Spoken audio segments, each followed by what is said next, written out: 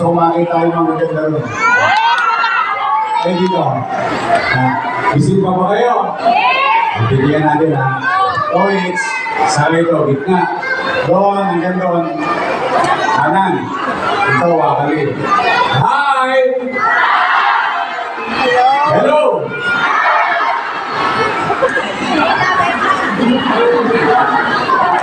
Okay na. Ito, saka dito. Hi! Hello! Mas malakas kayo. Ano kaya kayo dyan? Kayo naman dyan. Hi! Hello! Gising na, gising. Ang mga bata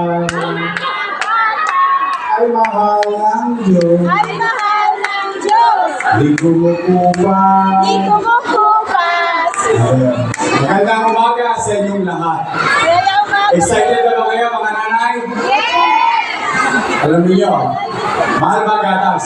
Opo, lahat. Mahal. Kaya kung bakit kumisan, mas nauuna natin bilhin ang mga bagay o pagkain na makabusog sa tiyan ng ating mga supling.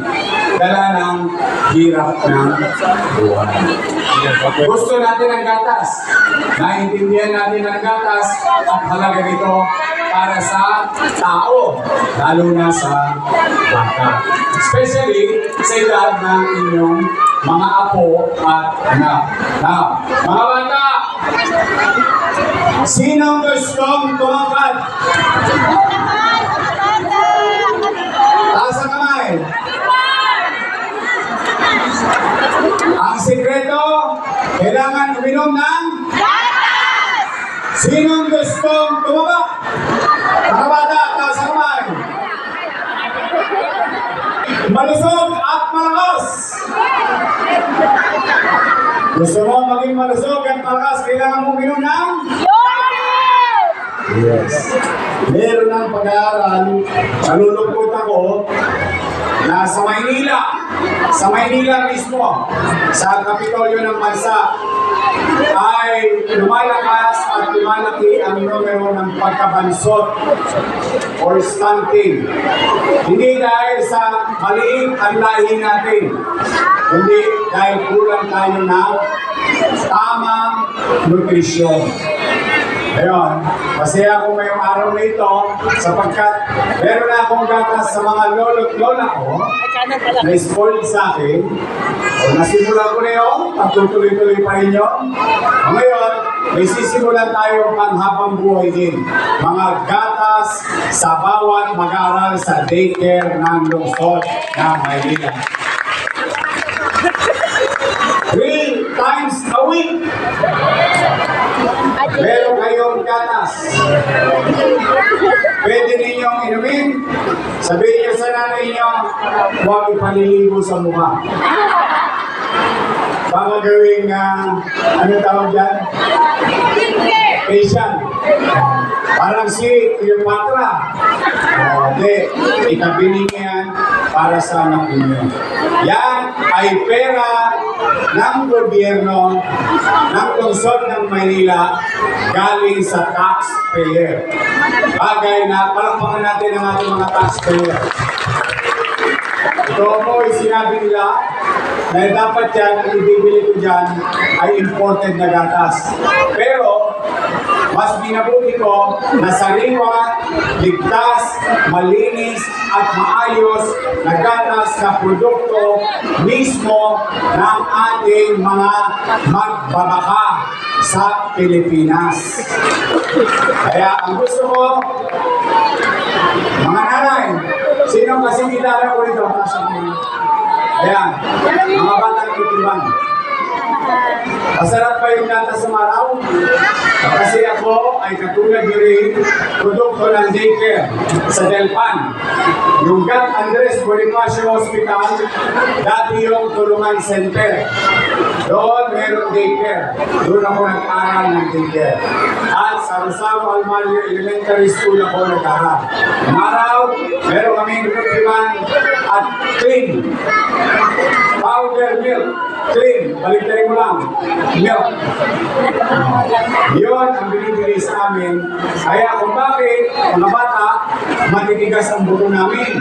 Ang bilis namin tumaas at tumakal. Mabilis kaming lumaki. Dahil sa ginagawa ng pamahalaan at that time, national government.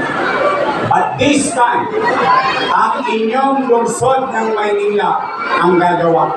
3 buwan. At pag nag-expire 3 buwan, titira tayo ulit ng 3 buwan. Kahit wala tayong pera, maghahanap ako ng pera para lang lumusog ang mga batang Maynila. Sa tulong ng mga kusyal natin na nandito at saka yung isa natin kusyal, kilala niyo ba yung anak ng ex-girlfriend ko? Si Joaquin, nandito si Joaquin, si Irma, Junior, Ibay, Ian, Taga, nandito, yan, kompleto. O tapos nandito yung representative ng ating congressman, Ernest Junicio. Ang ating vice mayor, ang partner natin sa kooperatiba, at MHD, at saka ating MSW, no? At NDA. Nandito rin ang hininga natin ng gabay. Ang ating DOH partner. Palakpakan natin ang ating DOH. Sa mga bata, sinong gusto ng gatas? Promise? Iinumin ninyo? Talaga? Araw-araw kasi gusto ko, mga bata, malusog kayo at tumangkad kayo agad. Pag malaki na kayo, pwede na agad mag-elementary. Sino gusto mag-grade 1? Grade 2? Sino gusto maging engineer? Maging doktor? Lawyer? Kita ninyo? Kaya, pinagpapasalamat din natin mga nanay, tatay, palakpakan natin ang ating mga chairman, mundo. Tignan niyo si Alfonso, puro gatas ang tinira niya. No?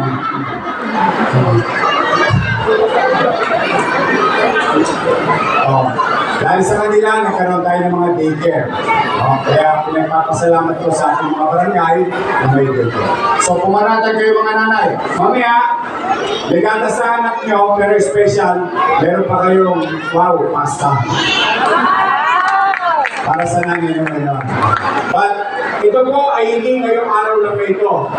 Ito yung mangyayari 3 times a week para sa inyong mga anak in the next 90 days. Para makita natin ang progreso ng bata. At kapag kulang pa, tuloy-tuloy lang tayo. Kapag may bagong set na mag-aaral sa daycare, tuloy pa rin tayo. Hindi magkalala, may kadukong na to dahil naitabi ko na yung pera ang pagatas sa ating mga anak dito sa lungsod ng Manila. So, mga nanay, mga tatay, mga lolo, mga lola, magkikita tayo ulit ha. Matamaan ba yun? After 3 months, gusto ko malusog ang inyong mga apo, mga anak. So muli, ito, yan nga isa.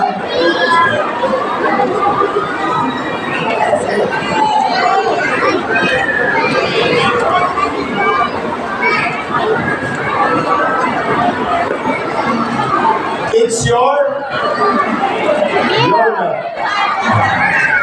Ito ay, inuwi ito. Kaya-kaya? Kaya-kaya? Talagas, ito ay may pag-aaral sapat para sa isang araw, sa isang umaga. Laging fresh, sariwa, malinis, maayos, para maging malusog ang mga batang Maynila. So muli, mga nanay, tatay ko, yan po ay programa ang inyong pamahalaan lungsod. Sa mga lolo't lolo ko, steady lang kayo. Malapit na ulit ang insure nyo. Dahil yung mga lolo't lola ninyo, may gatas din ako sa kanila. Pampatibay naman ng buto at pangsustansya. Ngayon, yung mga bata naman, para tumakad at maging malusog. So muli, sa ating mga chairman, thank you very much sa inyo mga chairman. Palapakan natin ulit ang ating mga chairman sa balot. Ito ay nangyayari ngayon sa 21,000 na students sa buong Maynila. Dito lang natin nag-ceremonial sa Balot, Tondo. Pero it's gonna happen all over the city of Manila. So muli, mga nanay, mga tatay, I love you. Okay. Mga lolo't lola, magkikita tayo sa third week. God first. Thank you.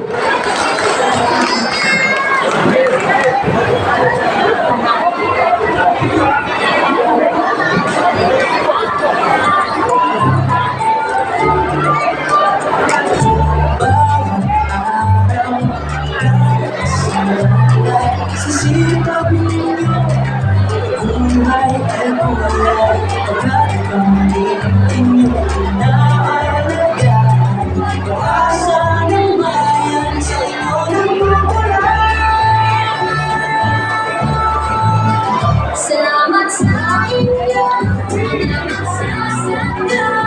dahil sa gatas, may sigla sa iyo, na sinunday ay torbi, katulong niyo kami, para sa masaganang bukas na ating labi.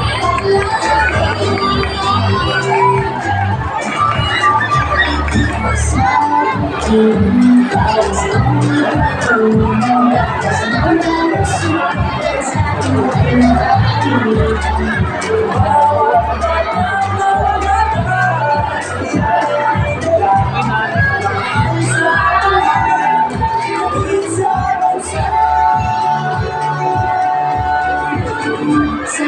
sinasaya,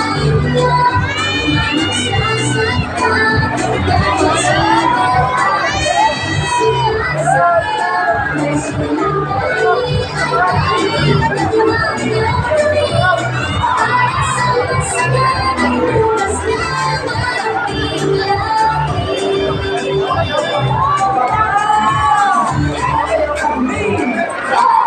Gatas para sa Pilipino.